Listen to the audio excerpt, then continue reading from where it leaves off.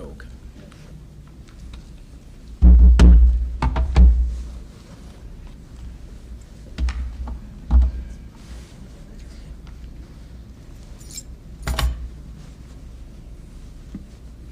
Ready?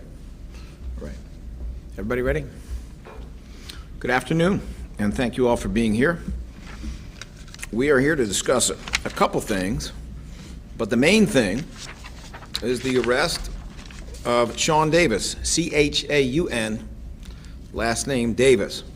Mr. Davis, by any reasonable standard, is a career criminal. And he's a career criminal who, unlike some, seems to like all kinds of crime. He likes guns, he likes violent crime, and more recently, he especially likes economic crimes that affect the quality of life for a whole lot of people. We will get into the specifics here, but this is, in my view, a story about excellent collaboration among stakeholders, excellent investigation, the use of forensics in a way that has led to the arrest of a man who, among other things, tries to go in your car when you're jogging, tries to go in your car when you're in the park, tries to go in the car when you're doing something else and you parked it somewhere and had no reason to think you were going to come back and find whatever was in that car gone. It is a reminder about how law enforcement can work effectively, but it's also a reminder in this season, at this time, when people are traveling, they're out and about, they're shopping, they're doing what they do, it's a reminder to put it in the trunk. Do not leave it visible. Put it away.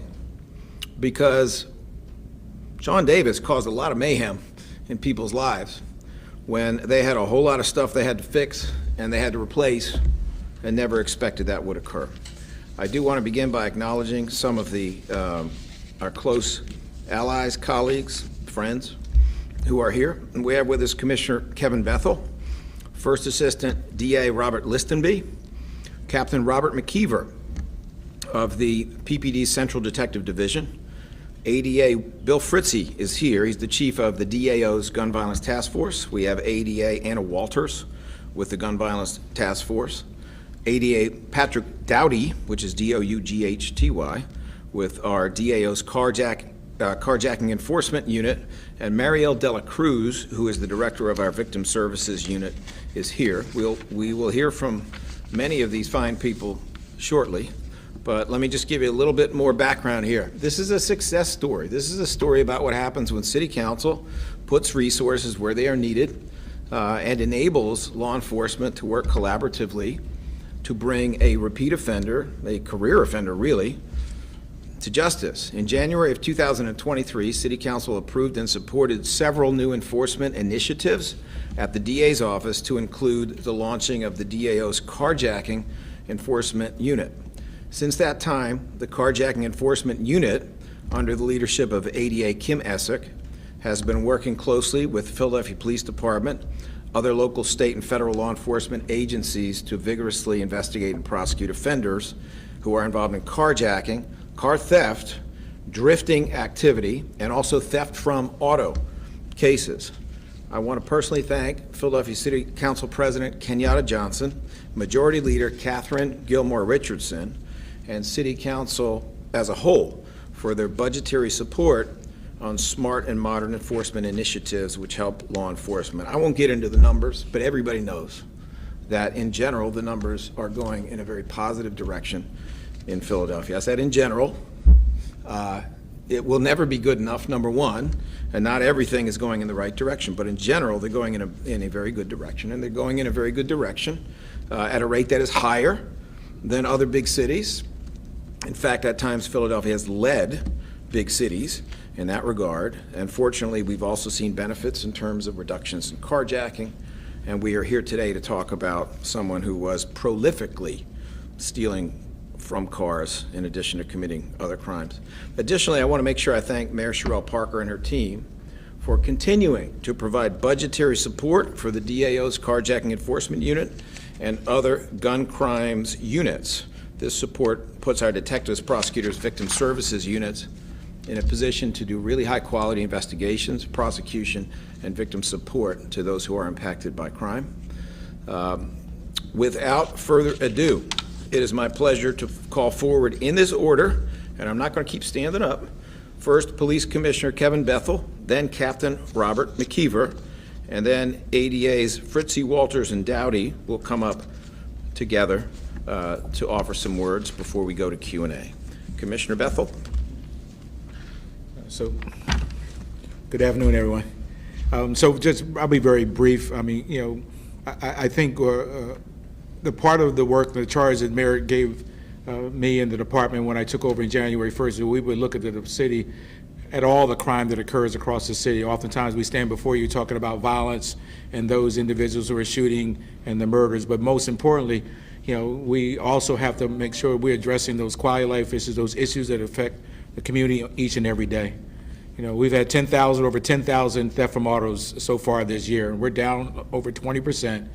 But it's very important that this community understands that we're working collaboratively with the District Attorney's Office and all of our partners to ensure that we address all crime in this case. I am proud of the men and women in the Philadelphia Police Department. It started with 4 police officers on the ground working with Captain McKeever and others across the city, and then with the DA's office to bring somebody who's been a prolific theft from auto, just as we're doing our prolific work with the DA's office around retail theft. This is the work. The work has to be comprehensive. It has to be across all crime categories if we're ever going to make our community feel safer about what they do. This is important, and so I'm appreciative of you coming out and covering, and I want to echo the words of the DA. This is a time of the year where we ask you to be very, very diligent around where you keep the items in your cars. I know that's hard to do, and sometimes we let that slip, but I often know what it's like to be able to spend all of your money, put them in the backseat of your car, and just have somebody who is just preying upon you, watching, and taking those items out of your car. So we really, really encourage you to be able to stow them away in your trunk or keep them with you. Maybe it's a couple of extra bags you have to carry. But this is important that you also help us from your prevention side of the house to make sure that you keep those items secure, and we think that will help us as we go about addressing this crime category. So I'm going to turn it over to Captain McKeever, who will walk through how his team did an excellent job. So proud of their work, the investigative work, and the officers to bring somebody who was really doing a lot of mayhem across our city. Thank you. Thank you, sir. Good afternoon, everyone. First, I want to acknowledge Officer Feeney and Officer Dobbins from the 9th District. They were tasked by their captain to address theft from autos and quality of life issues and property crime. So they basically got the investigation going. So through their investigation, we were able to identify Sean Davis on video at different locations. So with that information and other law enforcement techniques, they contacted Detective DeSilvestro at Southwest Detectives, and with that information, we had enough probable cause to get a search warrant.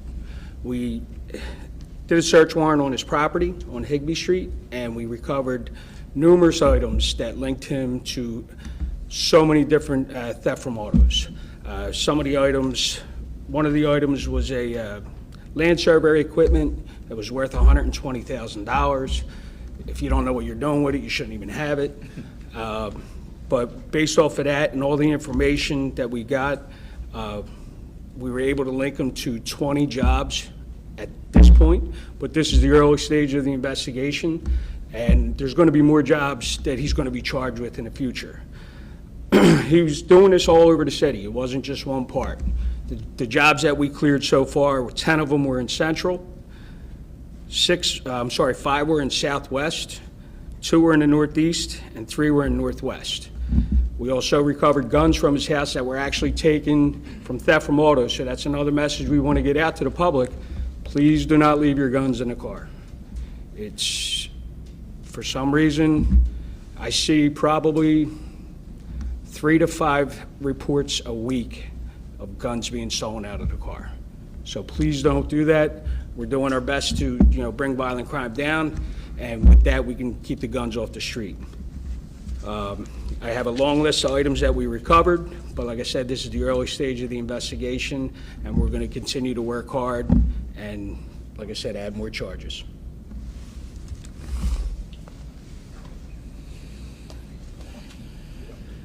Good afternoon. I know the gun violence task force doesn't necessarily generally work on theft from auto cases, but about 2 years ago, we stood before all of you and told you about the grant that we received through PCCD, the $20 million grant. And what that grant allowed us to do was expand forensic capabilities, digital forensic capabilities throughout the city and across the police department. It also helped us to expand our staff so that we can have DAs who can be assigned to detectives pre-arrest and help build out these investigations. And in this case, ADA Walters is the task force DA that's going to be continuing to work with the police department. This case in general, and no, we will not tell you what the forensic capabilities we used were in this case in order to bring it in. But I do want to, again, cite what everyone's been saying, and this really, forensics aside, this was about patrol officers who could care about their community. The 9th District, the 39th District, if it wasn't for them putting those things together, coming to the detective and then approaching us, we wouldn't be where we are today. So everyone should give a good thank you to those officers in those particular districts. And Ms. Walters will talk about a little more of the facts and as well as the charging and the bail in the case.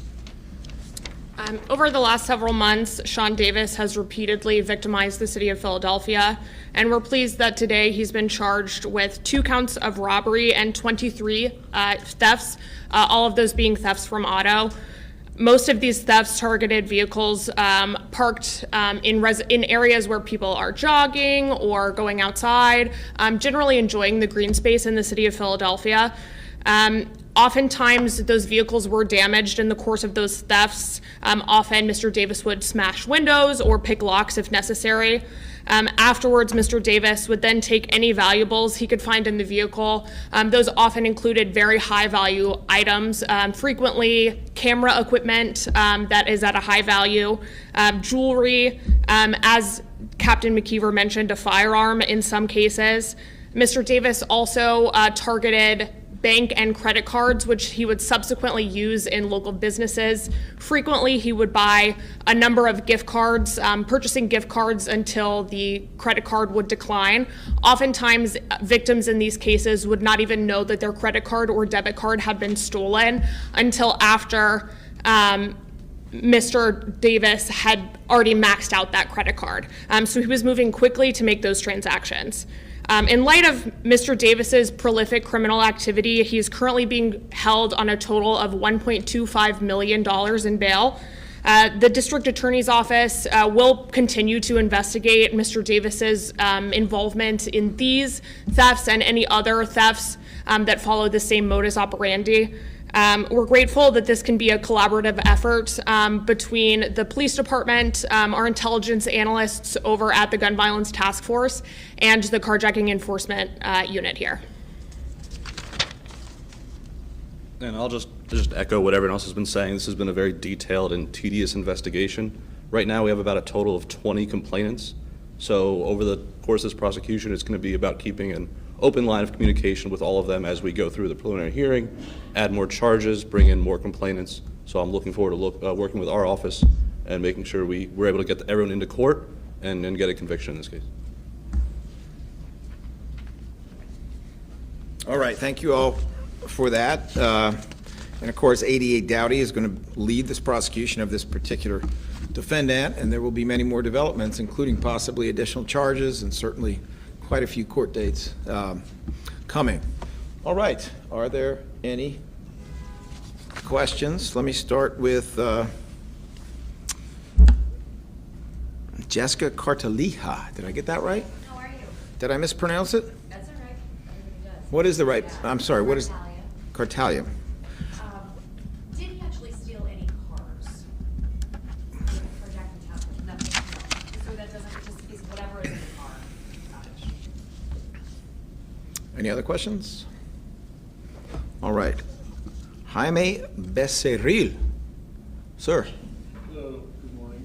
If you can answer in Spanish, please, just to give a comment on this. Like you said before, it was a collaborative team effort. You can just say that in Spanish, please. And Sure. I'll do my best gringo Spanish. Estamos aquí para anunciar el arresto de un señor que robó a más que 20 automóviles, de posesiones que había dentro del vehículo. Es un ejemplo de colaboración de grupos que están trabajando juntos para corregir esta situación, para asegurar nuestra propiedad y para empujar en contra de los crímenes. En esta parte del año, cuando estamos cerca de la Navidad, muy importante que todo el mundo ponga sus posesiones en el baúl o en otro sitio donde los ladrones no los pueden ver, porque no queremos más de esta actividad. Un mensaje a los criminales. Un mensaje a los criminales. Como ven, estamos aquí con la policía. Tenemos sitios donde pueden sentar si quieren robar a la gente o si quieren ser ladrones. No vamos a aceptar esta conducta y por eso, si quieren pasar la Navidad en la cárcel, eso puede pasar. Gracias. All right, thank you. I was a great guy. I don't know what I mean, that is how I feel. It's not exactly my words, but that is how I feel. All right, Channel 10 ABC, Leah Uko, I'm sorry. NBC, hi. Question for, first, ma'am, may I have your name, title, and spelling? Sure. And then my question. You have to come up to mic. My name is Anna Walters, Walters. I am an assistant district attorney with the Gun Violence Task Force. You said that they had, he was quickly swiping people's debit cards, credit cards. Oh, I just drew a blank out, so I was curious. Oh, you said people didn't notice until, is it because, I mean, is there a reason for that, that people, why they didn't notice until it was?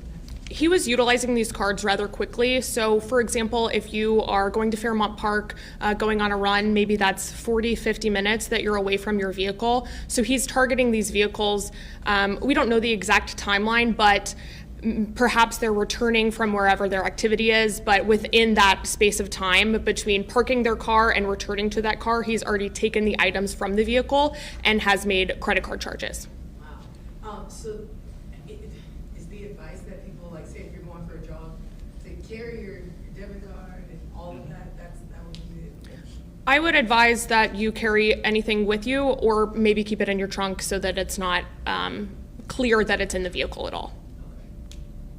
That was, I didn't know if because people usually use digital pay now, that would be why they, like, is that something that you may see more as a trend, if people are using their watches or their phones, that they're always leaving their debit cards and credit cards, in the car, but then you don't think somebody can still it? Yeah, I think that's a fair hypothesis. I don't know for sure, but certainly that makes sense to me. Thank you. And just to remind, I'm sorry to jump in, but theft from auto is a crime of opportunity. I think we sometimes look at it as this area has a more of it. It's an opportunity. So you saw this individual looking at opportunities. And so I think sometimes we get this level of comfort, oh, I'm here, it's safe. It is, but it also is unsafe because individuals know, I can see you get out the car, I see you walking away, I see you jog away. This is a great opportunity now because you're not coming back anytime soon. And so I think we just have to continue to and make people understand, just because it's in your car, it's so easily to break a car. I'm hiding in the car. They know where many of the hiding spaces are. So even though we encourage you to put it in the trunk, I think you also have to think about whether you should even have them with you when you go out for your run. Yes, you should have some ID, but how much should you take with you and what should you leave home? And if you are going to take it, really find a place really in your car, if you have to, secure it in the trunk. But that still is a third rail. We would prefer you not keep valuables in the car at all. And then, we can address this issue in a multi-pronged way. One more question, because you said eco, I'll get another question. Do you have any indication he might have worked together with someone or under an organization? Or is this guy kind of like just a nuisance criminal, just going around? Which No, one? we believe he's working, and Yeah, microphone. we believe he's working with two other individuals that we're in the process of IDing at this point. So this is what they do. I don't want to say this is their job, but they had a pattern of behavior in different locations throughout the city. McKeever. McKeever. Yep. Spell it. McKeever. Thank you, Leah Uko.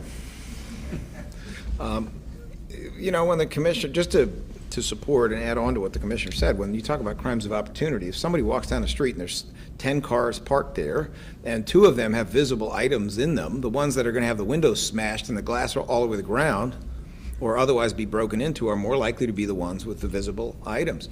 Part of what occurred with this defendant is that he was picking locations where people were either going to jog or they were going to go on a hike, they were going to be out, they were relatively desolate locations, they weren't going to be back for a while.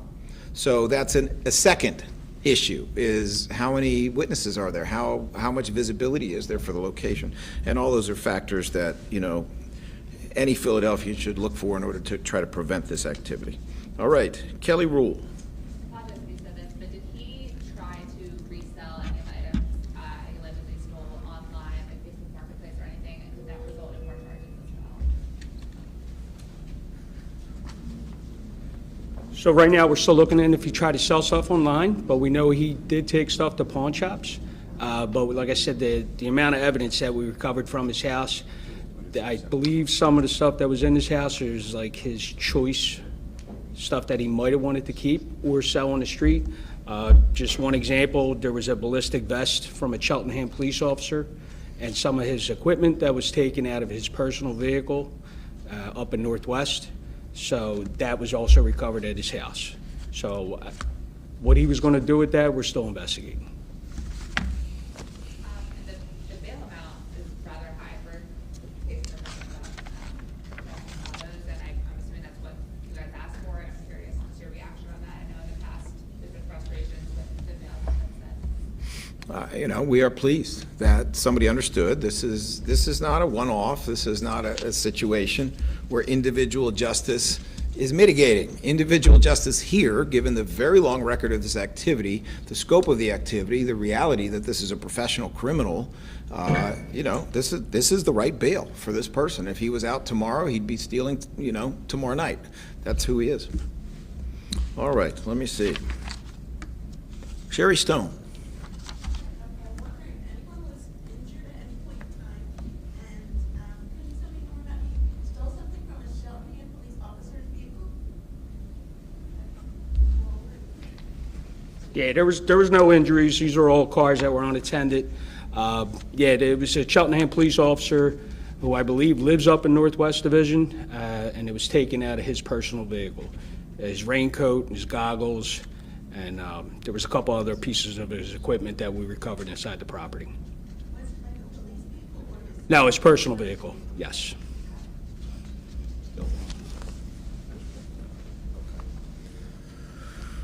All right, Mr. Cipriano, big trial. Mr. President, since January 1st of 2018, when you took office as district attorney, how many times has Mr. Davis been arrested? Are you speaking of all the counties or just Philadelphia County? Oh, well, that's available on the public record, Mr. Cipriano. Thank you very much. Whoa, whoa, whoa. Mr. President. I'm sorry, did you say whoa, whoa, whoa? Is that what you just said? Your Honor, how many cases were dismissed or withdrawn due to lack of evidence? Four cases dismissed in one day in 2019, Mr. President? There's a question about the weapon. This is the backstory here that we're not doing. This is an unusual weapon. Could you describe what type of gun? Yeah, I don't know. And was this something that was at his house? I don't know. Not 100% sure. Sorry. Okay.